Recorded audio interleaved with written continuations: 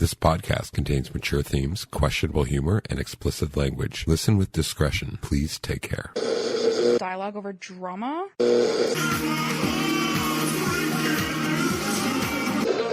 Let's see what the fuck this puzzle is. Yeah, what does it look like? Let go of control and see what happens. I think I'm going to have better experiences.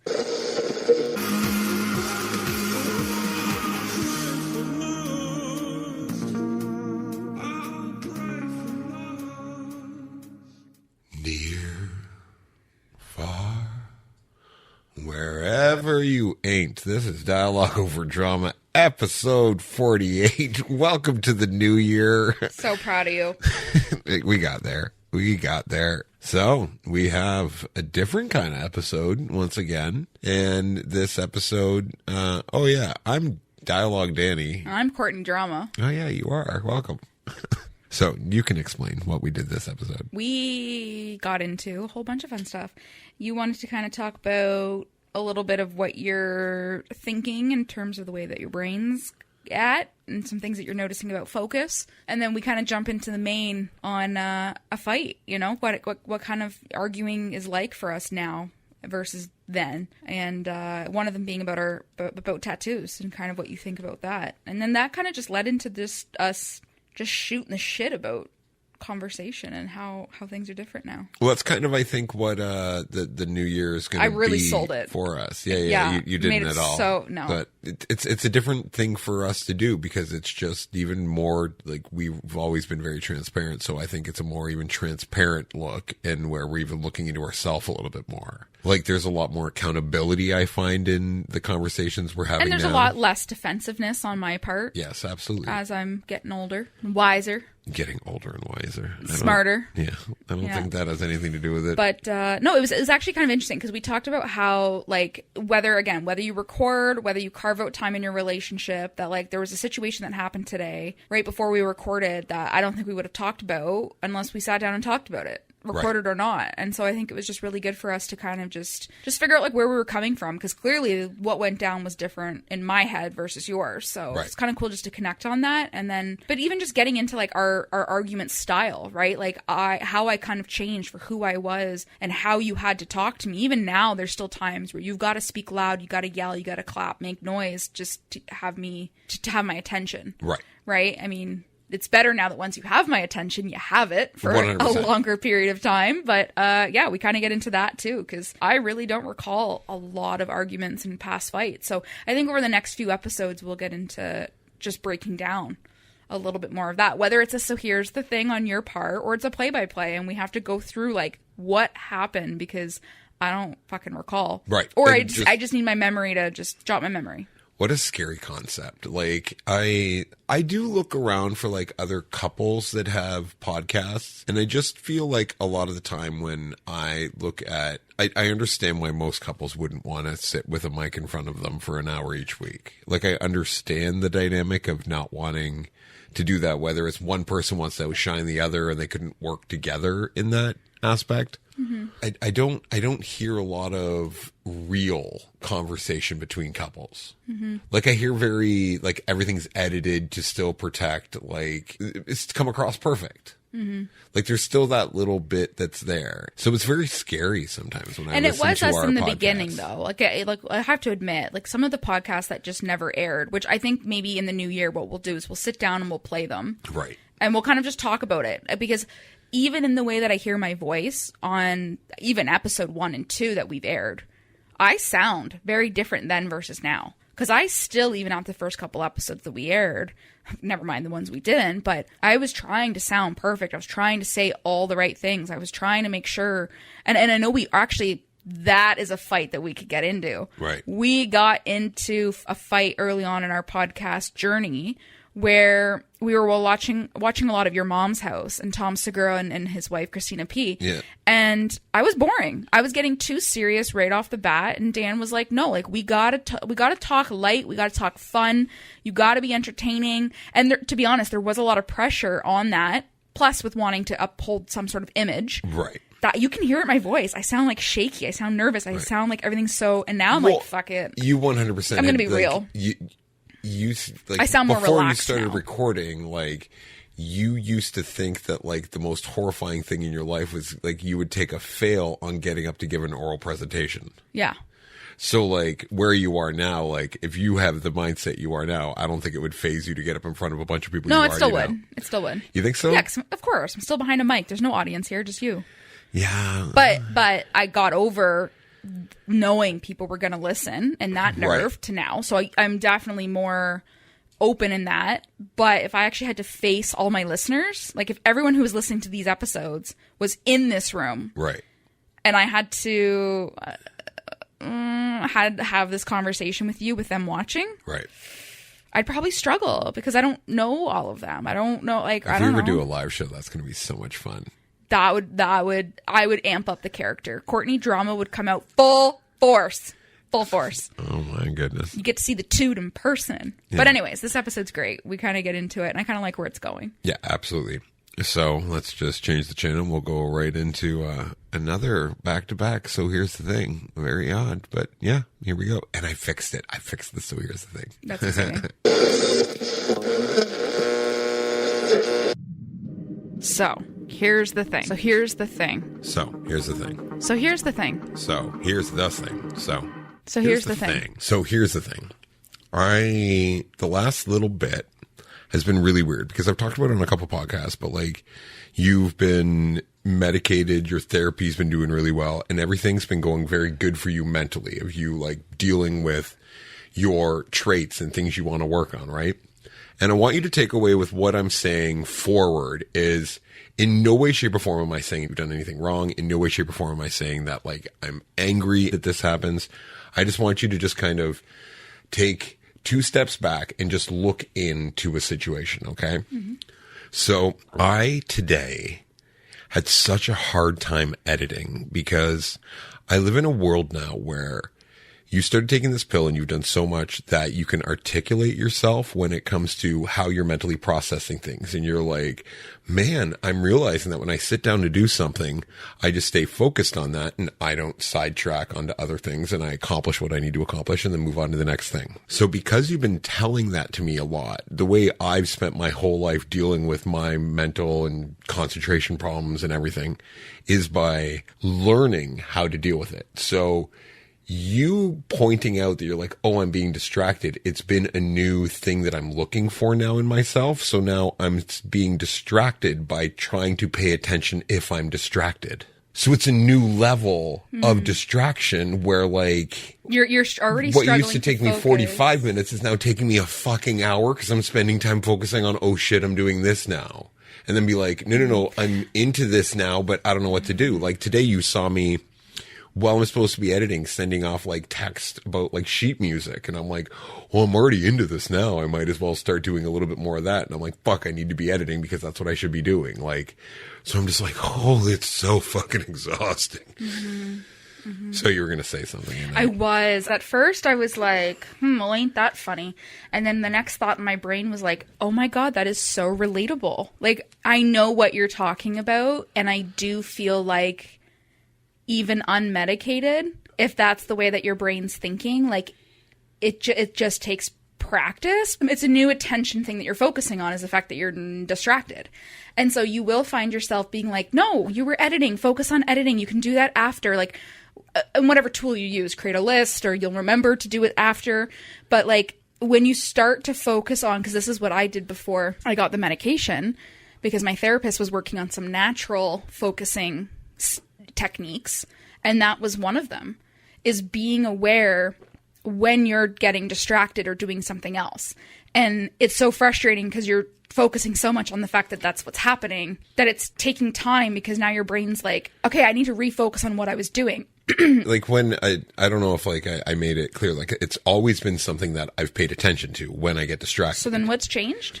I'm now hyper aware of it because now I have someone like if me doing something internally, like if I see someone like at the bar and I'm having a conversation with them and I see them like buckling down and I see them really hard concentrating on what I'm saying, even though we're just having a casual conversation, I can see that in them. Like I recognize it. So I'm really good at hiding me working on it. Like, I'm really good at hiding the fact that I'm patient when I'm really fucking angry and exploding in my brain all the time.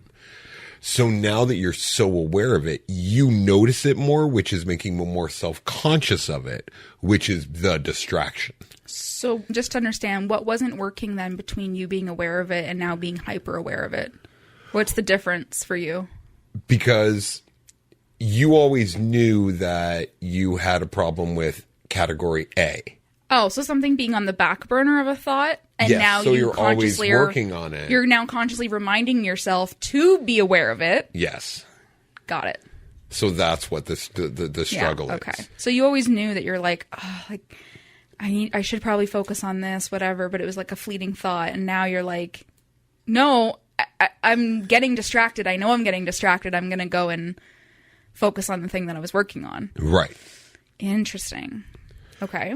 So it's just a very weird, like, it's been really hard. Like, you know, I keep saying to you, like, I'm struggling. That's where it is. And, like, leading into that, like, me having my guard down a little bit more because I'm more focused on not being called out by you. Mm-hmm. Like, because like it's a new skill for you. So I know you're not coming out and pointing these things out to me in a malice way or an angry way, mm-hmm. but you still are, which I've lived my life being like, okay, I can do this. So when someone says something, I'm like, there's a chink in my armor. Shit. Can you give me an example? Okay. So you, because you're now medicated, think you have the higher ground in every interaction we have. And I'll give you a perfect example. So today when we were in the car coming home, you started talking about laundry and there was a miscommunication about what we were doing for dinner today. So I'm like, hey, one option we have is I'm like, I could do your laundry for you and then you can do blah, blah, like cook. And you were like, no, I have no desire to do laundry. I need it for my trip. And I'm like, well, that's, a long time away. Anyways, long story short, we ended up talking about in the bedroom. Courtney has this thing where like the room's kind of divided, like all Courtney's stuff's on one side, mine's on the other. And everything that's Courtney stays on her side. Everything that's ours, like couch covers, sheets, bedding, towels. As soon as it ends up on her side, she just whips it onto my side and just like deal with it. Yeah. And she's the one that's got the full double closet, the big double closet, like extra space. I just have like, like basically a Sears catalog, like you have a really big clothing rack and like 2 drawers, 3 drawers, 2 drawers, 2 drawers. Yeah. So like but you whip it onto my side. So we were talking about that. And even from that point, I'm like, hey, this is anything I'm complaining about. I'm just saying this is what happens with the laundry because when I get this stuff after I've watched it, I just throw it here because I don't know where you want to put it. I'm not going to fold it the way you want it folded. Yeah. So I just put it over here. Yeah. And it's on myself that I'm not like, hey, this stuff's here. You should put it away. Yeah. Like on me, 100%. So then as we're getting out, I grab my bag. We come over to the door and, the bag was heavy and I was like, oh shit, I guess I'll get my key. So I said just a sarcastic comment being like, okay, I'll get my key. And then your reaction was like, mine's at the bottom of the bag. And I'm like, I know, I just thought that you like, and I was literally just saying it as being sarcastic, like as a joke. Yeah, that's not how I took it, but yeah. No, I know. So you took it that way. So I was like, holy it sounded passive aggressive. This is not anything, right? Yeah. So I was literally just trying to joke. To you, wasn't a big deal, like in your mind. So then we come upstairs, and then last night I have a thing about my cast iron. We've had fights about it in the past. We've had discussions about it. Like my cast iron is something that I like cast to iron keep. Pans. Cast iron pan, yes. A lot of things are made from cast iron. Cast iron pan, and like I want it to be kept away. Yeah, that I beat you with. Fuck you. And so I always like it having being a certain way. And like I've always said to you, you cook in it, and then you take it out, clean the pan, and then like whatever you're right cooking, away. Put, like I know. right away. So I came in and I made a sarcastic comment to you, being like, "You're pretty close to losing your cast iron things," and I'm like, my privileges. You just need to make sure to take it out once you're done cooking, and then you. Right at that moment, took it as I was accusing you of something and then did 2 things that I'm just like, my anger inside of me is just insane. You tried to be like, I was just leaving it on the stove because it was there. And I'm like, I understand that. You don't need to explain that. And then you doubled down with anything else you want to talk about after the 3 things you've told me off for tonight. And I'm like, I made 2 sarcastic comments that you took wrong, that while we're talking rational adults are that way, but now you're doing everything to try to just belittle me. You're not giving me an ounce of patience. Right. Because you feel that you're just mentally hierarchy above me now. Right. What I did say to you after that happened, I put my bag down and I was just like, I've had a hard day. And I don't think that was actually coming from a hierarchy. I think that was coming from the fact that I just got off work. I picked you up and like we're recording this during Christmas, and I fully understand that, and that's absolutely fair. That actually was more of a bitch move of me just being like. But even before that, I had talked to you that yeah. I had such a hard time today getting anything done, yeah. and you know that all of my time that's been free time whatsoever. What the hell, monster?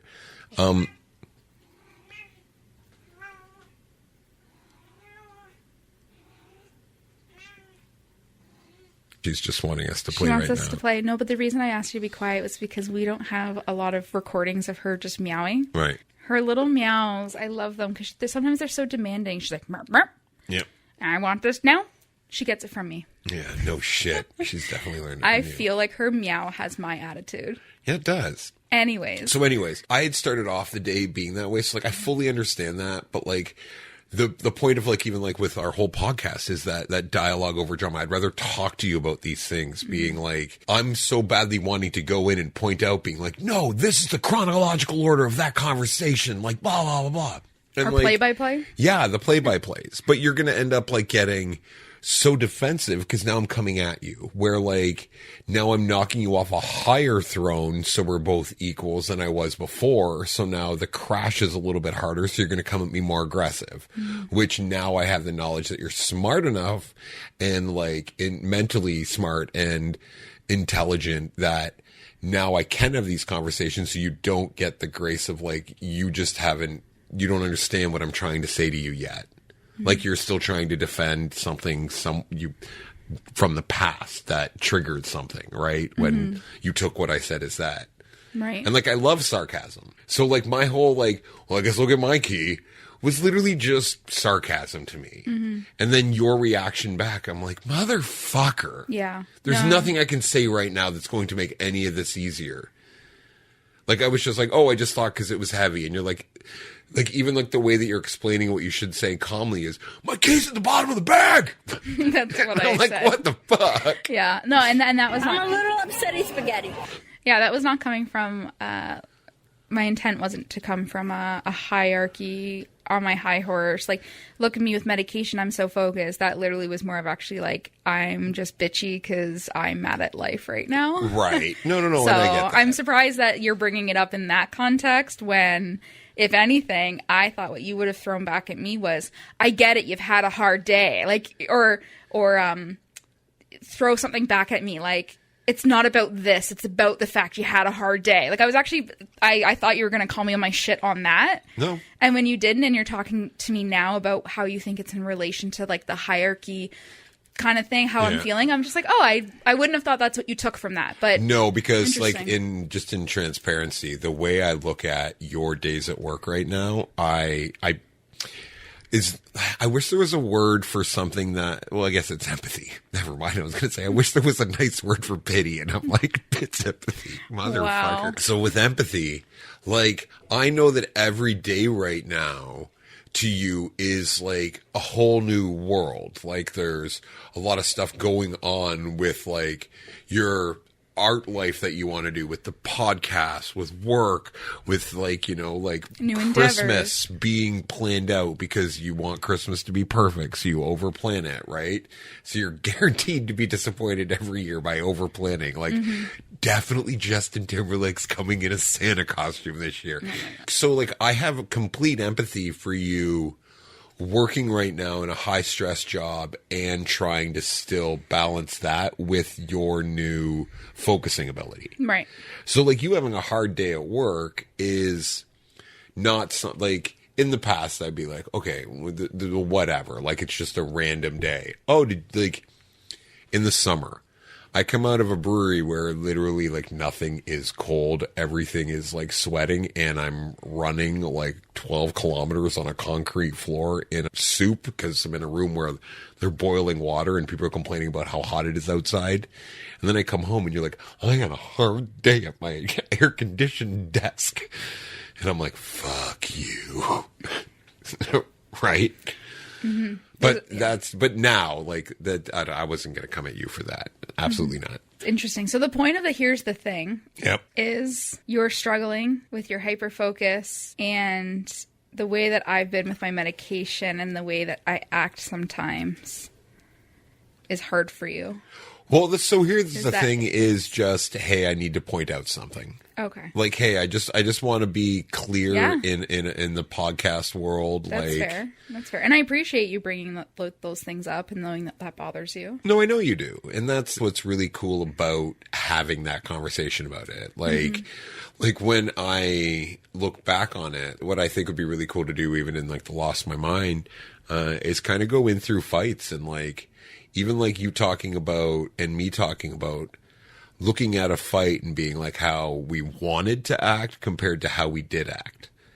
You know what? I would love for you to bring up a fight that's like years old. Oh, yeah, of course. That I've probably forgotten about, because I have forgotten about like a lot of our fights. So I think we should get into that. Yeah, that'll be interesting. We should totally do that. Well, I think I just lost my mind. I guess you can't lose it. I can never find.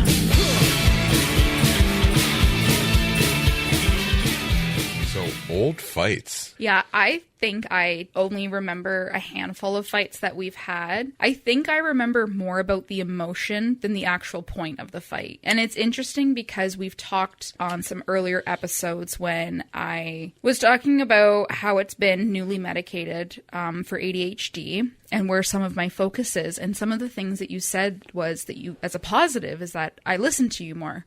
And so I feel like the conversations that we've had in the last few months have been more impactful in me understanding you, because when I think about how I felt from past fights many years ago, I couldn't tell you what they really were about. Your point was clear enough eventually for me, but it was usually because you laid it out. But I also remember a lot of our fights ending in me never knowing what your point was, because you were so tired of explaining things so many different ways. I would be so defensive, and I really wouldn't be listening to how you felt, what the situation was. And I also never approached it from a solution-based mindset.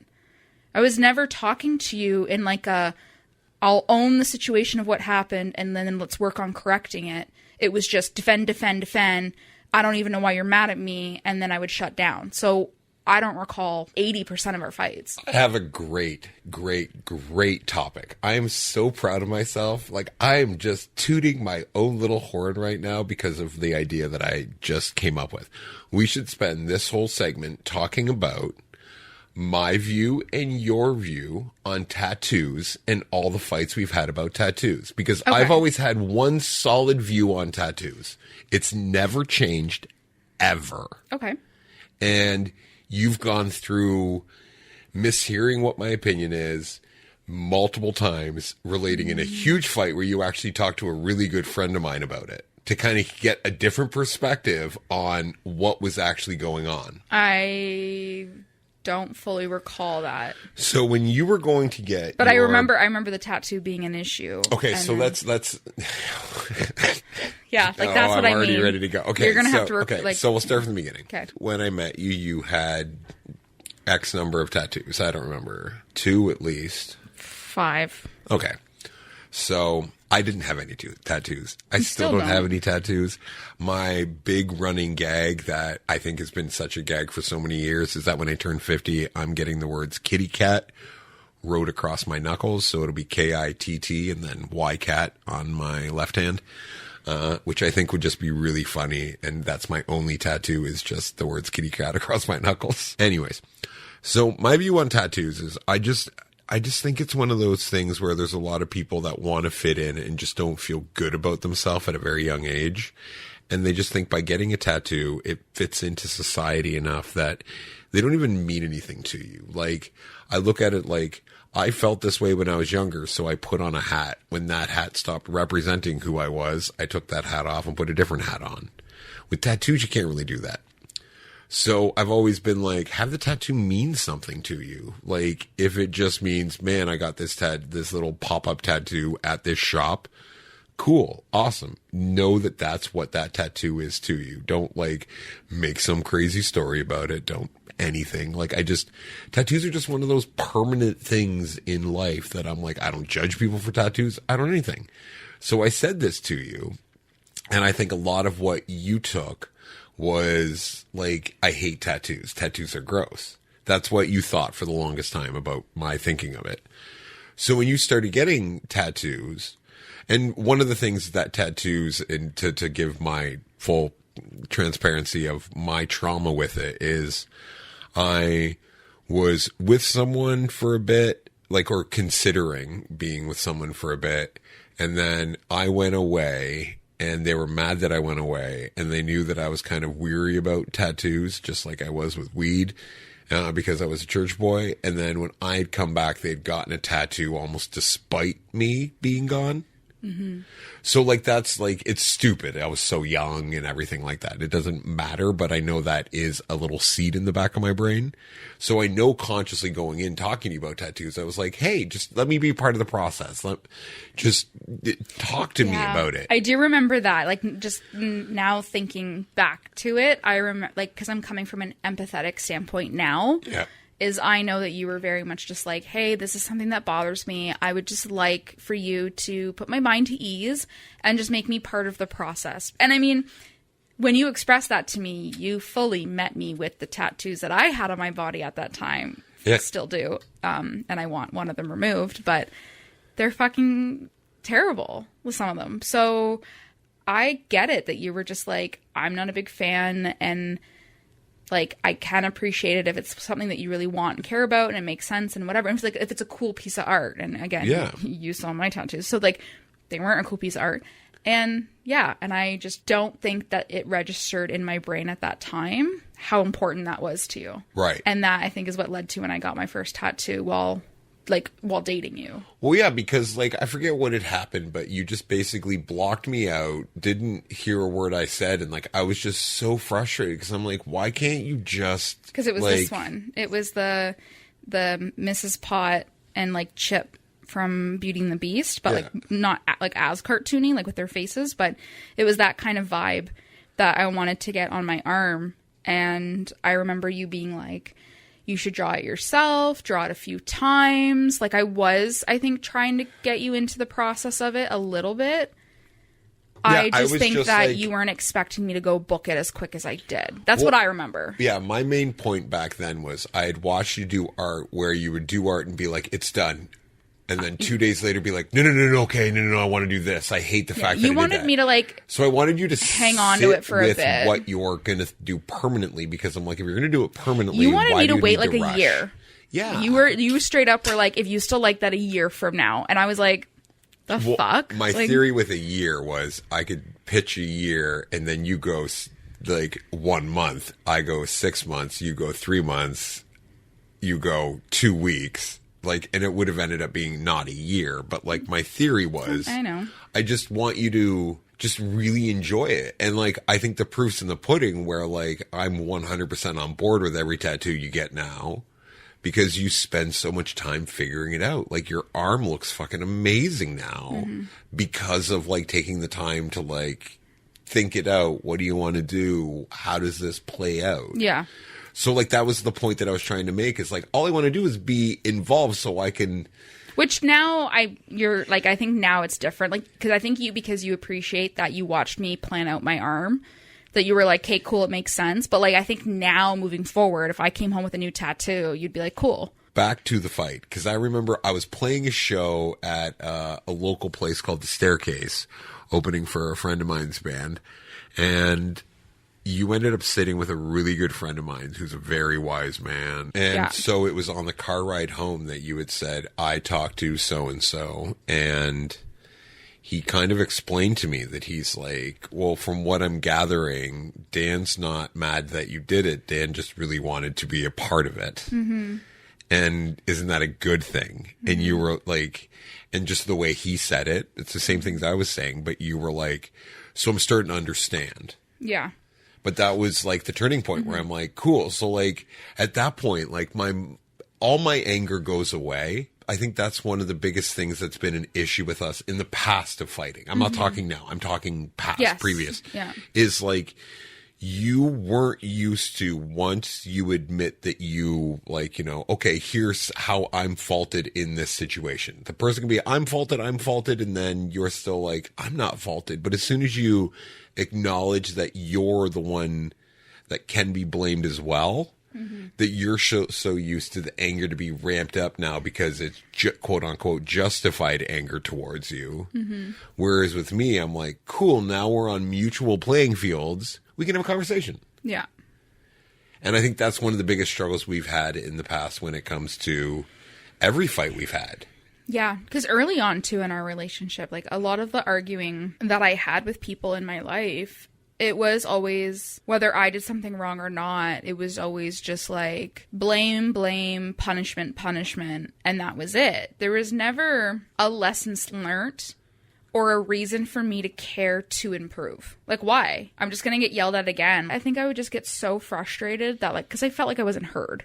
Right? Like, now looking back, I always feel like I struggled in certain areas where, like, nobody ever gave me, like, the actual sit down and being like, this is why it bothers me. Right. It was just like, I'm mad, you're in trouble, it's your fault, or there was some sort of punishment or some sort of consequence, or I was made to feel like shit, but I never knew why. Like, sometimes I didn't understand, like, why. Right. And so you were really the first person that was very solution-based in your arguing. Like, you would be mad, you would say why you're mad. And then, like, once I obviously got over the defensiveness and would admit that, okay, I genuinely feel some blame. Yeah. You were like, instead of continuously bringing it up or making me feel bad, you were willing to, like, there was no punishment. There was no consequence. You were like, awesome. Glad you understand now. Well, let's move on. Yeah. And, like, there was, like, building, and, like, some fights were bigger than others where it took, like, and also I would stepping sometimes be like, okay, I've been way too patient, like, now that you're admitting you're wrong, and I would be, like, angry and, like, yeah, and you would say explode stuff like for there sure, was definitely, like, I'm not this that's what I'm saying. perfect angel at all. You would absolutely blow up too in the way that you needed to, but I'm just saying at the end of it all, there was always some sort of stepping stone or some sort of, like, we always were on better terms. Right. Yeah, I don't know.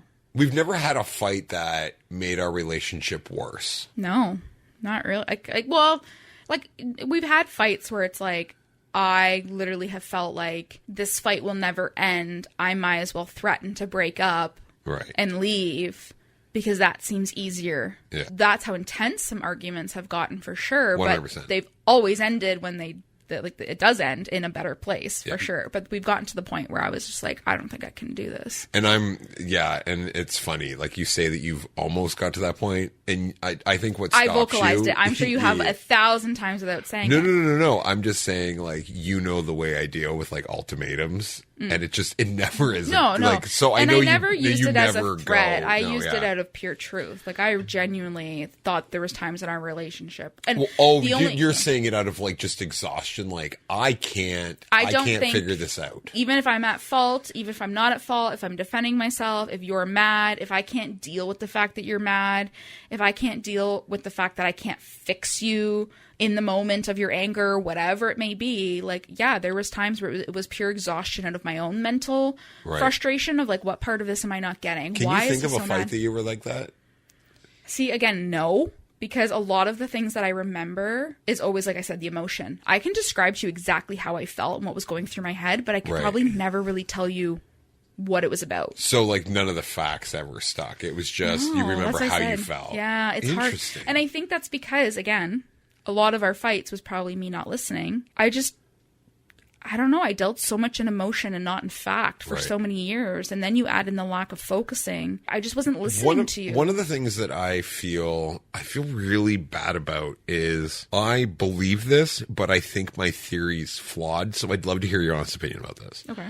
So, you know, like my tier level thing, like where how I deal with patients is like, I'll be really polite about something. I'll point it out again if it's something that bugs me. Like I always use the towels, like, and then it gets to the point where like, it just keeps happening. Level So then I two, get to the point where like I'm a little bit more aggressive. And then before I explode, I'm like, if this happens again, like I'm going to fucking explode. Yeah. Your level 2 is like many warnings. And then level 3 is like, ooh, over the top, off the cliff. Yeah.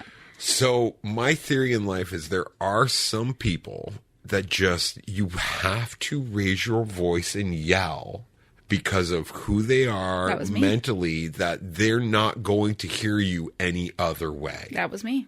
Because I that's all it was. Just yelling is what gets my attention. I will say that. Like it's so weird. And like, I feel like such a bag of shit whenever you get to that point. Yeah. And you see me sit back almost like you get super mad because I'm laughing at myself because I'm like, I'm trying to like walk this line that I'm laughing at myself where I just want to make jokes right now because like I'm bordering on that anger where I want to like say something that's just harmful and terrible. But you don't, because you know that I genuinely am. It doesn't make any sense. Yeah. It's interesting you say that though, because not even like from an argument standpoint, but you notice that like if I'm like you know when you go, hey, and you'll clap like in my face, like you might be annoyed. You're not mad. We're not fighting. You're just, I'm doing, something's going on clearly in my brain. And you have to create loud volume, either by yelling, clapping, making a noise that I'm like, what? Oh shit. And then I'm like back in reality, and then you've got my attention. Usually I got a great example. Let's take the example that I showed you, a 4-second video. Oh, yeah. The other day. Yeah. And it was 4 seconds. And you had been showing me nonstop videos. Like, you were the worst for being like, if I'm looking at reels, you have to be looking at reels right now. With me, yep. So, like, you know what? I'm normally good fun. for. No, I'm totally. No, let me finish. Let me finish. No, I love it. I love it. I'm not saying it's a bad thing. But I fucking had a 4-second video and I showed it to you. I don't take turns. And you said, ah ha ha. And I'm like, you didn't watch it. And you're like, yes, I did. I'm like, just watch it. I held it up again. You're like, ah ha ha. And I'm like, you still haven't watched it. Yeah. And you're like, yes, I have. I'm like, for fuck's sakes. Holy Jesus Christ, motherfucker. I know you haven't watched it because you're not reacting the way you should be. And then I'm like, just watch it. Yeah. And then I held it up and you watched it and you reacted appropriately. Yeah. I was like, oh my God. And then I was like, do you not understand how you do this all the time to me? And then instantly you were like, I defended like, what? It isn't all the time. And you were like, just in the last 48 hours or something. Yeah. Yeah. I always have to correct your timelines because in one conversation that we have, and I'm sure it's recorded. What I'm doing is I'm trying to explain the importance, and my brain goes to that. I go use numbers to explain importance. And then I always, as soon as I say them, I'm like, why did I do that? Like, it's and it's so funny. So Dan adds years. We're not talking hours or days. We're talking years. Dan and I have a conversation about something, and he'll be like, yeah, so for the last, like 3 weeks, you've been doing this, blah, blah, blah. And I listen, and Dan's explaining how he's frustrated, and he's going through all this stuff, and blah, blah, blah. And then when he brings it up, and he's like, so for the last, 6 months... Okay, now we're at 6 months. Interesting. Yeah. And then he goes on and he's like, for the last 2 years. And I'm like, have I just been this way our entire relationship at this point? You might as well just say 12 years. No, when I use timelines, I know, but they always get bigger in the same story. Oh, you want to know something really weird that's like just an odd thing that also is adding to like my, like, just why not? Yeah, it's just something I noticed. Why don't we just do Dan's therapy session? Okay. We have our title now. Holy fuck. So one of the things is I listen to the podcast while I edit all the time. So I'm taking out all my and then like I add stuff that's irrelevant into this kind of thing. And I've also noticed that I do that. I increase time frames or numbers as I'm talking. And I think it's just my mental way of showing how much it's important to what I'm talking about. Yeah, the bigger the number, the more important it is. Yes. That's you would be sitting in an interrogation room if you had done any sort of crime with officers for a really, really long time because they'd ask you the same question over and over and none of your numbers would add up. I hope to think that if I ever do end up in an interrogation room that who's to say I'm in there for the right reasons? I don't know. Maybe you just pissed me off so fucking much that I just took you out. Yeah. And they're like, well, yesterday. Well, no. Well, no, I wouldn't kill you. Last week. Okay, sir. When was it? 7 months ago. Like, you No, just if you ever pissed me off, I'd fucking buy a fucking shipping container and put it on some farmer's field. Just give you just enough food. Lock it up so you can't get out. And then I would have Weird Al's greatest hits put on repeat. And that's all you had in there for a week. And then I'd be like, are you ready to play nice now? You're so funny. That's what I would do to you. I wouldn't kill you. But that's how I would end up in interrogation. Where is she? I don't know. Mm-hmm. Frank's 2,000-inch TV. You're cute. Anywho, So anyways, one of the things that I think is really cool is like with this upcoming year, by the way, Happy New Year, again.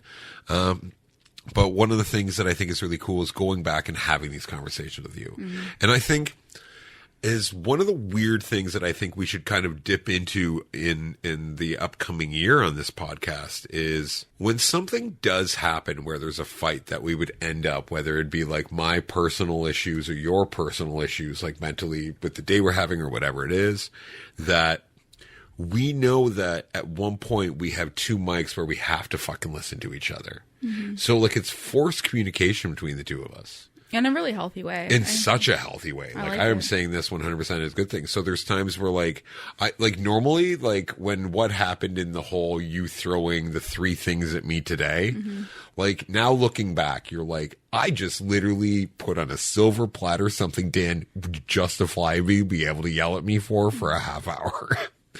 And then just knowing like, okay, no, I know that having a mic in front of you is going to keep me in check. I know having a mic in front of you is going to keep you in check. And it's, you mentally know that you're going to get to say what you want to say to your partner. So you don't need to force it. Well, and I think because we carve this time out and for anyone listening to like whether it's a podcast or genuinely carving out the time to sit down with your partner, I think is so important because if we weren't recording tonight and we didn't have any time like this carved out, you never would have really known why I made those 3 jabs at you today and where it was coming from. Where, like I said, it wasn't anything to do with like being on a high horse. It was literally like, oh, I was just having a bad day and actually like, genuinely looking to pick a fight. Right. That's the mood I was in when I got home. Right. But then the way you saw it, and I was like, oh, I wouldn't have known that unless we sat down and talked. Exactly. So I think it's like so important because what we would have done is went on about dinner, went on about our evenings. Probably not talked about it at all, and then it would have stewed into something else later on, right? When you got to level 2, and you're like, hey, in the last week, you've been doing these things. But in the last month, you've been doing these things. And one of the biggest problems that would happen, too, is if we wouldn't have had this time carved out to talk about it, it would have been one of those, you wouldn't have walked away thinking, oh, I had a bad day and I was rude to Dan. You would have just thought, oh, Dan's in a mood. Because of how, if we never got the chance to talk about it. And I would have later on, if I tried to talk about it, you were just like, oh, Dan's in a mood, so Dan's picking a fight. Good thing I'm in a mood to fight, too. Yeah. Yep. And then it would have played out differently, right? Mm-hmm. Added fuel to the fire, for sure. So, but that sucks. Like, I hate arguing over having, like, someone having a bad day. Like, there are some times where, like, I will say, like, even today, like, when I said, like, I guess I'll get my keys. Like, I heard it come out of my mouth. My brain is thinking sarcasm. And just say, like, whatever. You didn't say it, right? Mm-hmm. There was a huge gesture that came before the words that came out of your mouth, though. And again, and it probably was a really heavy bag and it was hurting your hands. But I watched you shift the bag from one hand to the other so dramatically, like, ugh. Okay, fine, I guess I'll get my keys. So it was gesture, 100%. Exaggeration, excess air. No, but what I'm saying to you is in my brain. Yeah, I know. That's all sarcasm. Right. And, like, I realize it all the time. And to me, I was like, well, you're a dick. No, I get that. So there's times where, like, you could have said, do you mind grabbing your keys? I have a heavy bag in my hand. And I would have been like, sure, dear. Let me grab it from the bottom of my purse. Let me explain. So there's times where someone's like, can I get a 12-ounce beer? And, like, as a bartender, and, like, I'll do it, and they'll be like, actually, you know what, I'll grab a 16, and I'll go, like, and, like, I'll do it, and it's all sarcasm in my brain. That's the kind of comedy that I'm doing to you. Right. The way that I realized I came across as soon as I did it, I would have like hopefully in my brain been like, oh shit, The audience was not receiving that well. that didn't work out Yeah, it well. didn't I got to land. be like, hey, no, I'm Yeah. just being dumb like that. Like that came across this way. And in the past, I have done that where like I'll say something like, no, that sounded bad. That's not what I meant. Like there's times Yeah, like no, that. there is. You do definitely like when your sarcasm, joke, whatever it may be, doesn't land or is received well based off your intent. You always correct it. You're always like, ah, shit, that's not what I meant. Yeah. Yeah. You are not someone, and that's when we first started dating, there were certain things that like I thought would be a problem. And what's odd is the way you fight is not a problem, because the way you fight, I just look at like just trying to figure out the best way. And as soon as you feel heard, you'll normally fight well and debate well and have a dialogue about it once the quote unquote fight's over. But one of the things that I was really scared of is you aren't great at sarcasm. Like I constantly like bitch at you for when you try to be sarcastic, because I'm like Sheldon in The Big Bang Theory when Leonard. There's that whole sarcasm episode where Yeah. Leonard has to hold up a sarcasm sign for Sheldon because Sheldon literally doesn't know the fucking difference. You have to be like a certain level of sarcastic that it's so obvious that the person's clearly joking because it's so ridiculous that I'm like, oh, I get it. But if you do sarcasm that's like, you expect me to know that person or that line or that whatever so well, I can't. It's too fine of a, it's weird. It's too fine of a detail. Like, I don't know why. Because you do pull sarcasm with me all where the time. I think you expect me to like know you so well, which I should.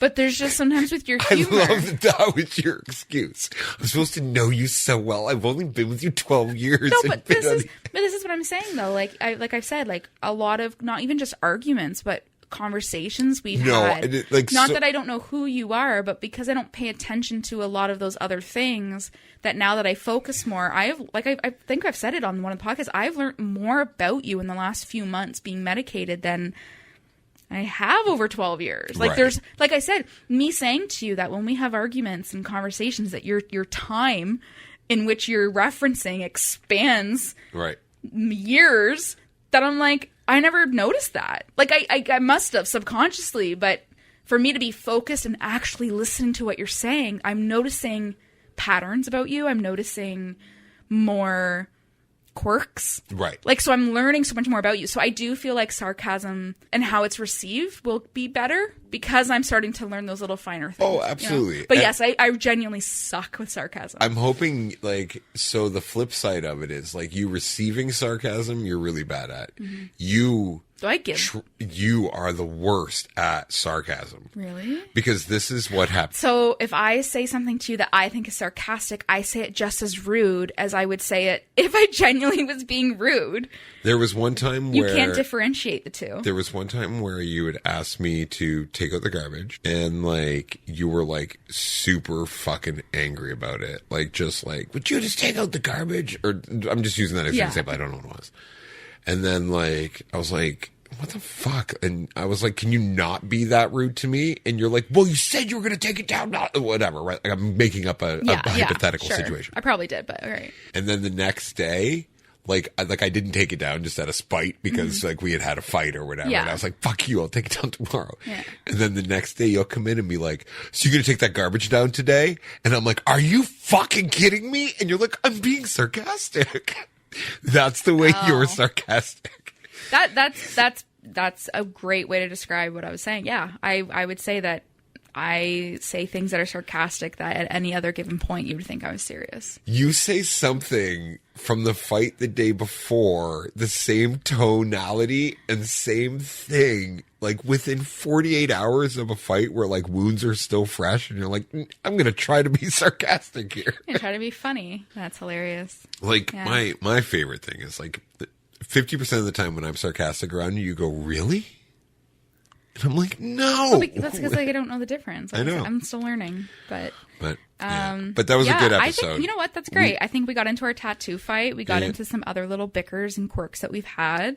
I like this is where this is going. And I think the next couple of main topics that we have absolutely could be about fights. Like I said, there's a lot that I don't remember. Like you just brought back some memories now of me piecing together the whole tattoo fight. Like that's crazy. Right? Yeah. Insane. Well, that was a lot of fun. All right. Thank you for tuning in, and I hope you have a great year. All the best to you and yours. Stay safe. You can find us at Dialogue Over Drama, DIALOGOVERDRAMA. And if you have any tattoo ideas, I am open. Or anybody to recommend to remove tattoos in the Hamilton, Toronto area, let me know. Yeah, absolutely.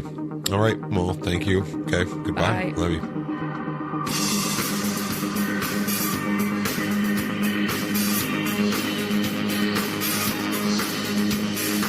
Dialogue Over Drama is recorded in Stony Creek, Ontario. Original music provided by Allegories and Jesse James and the Medicine Show. This has been a Dialogue Over Drama production.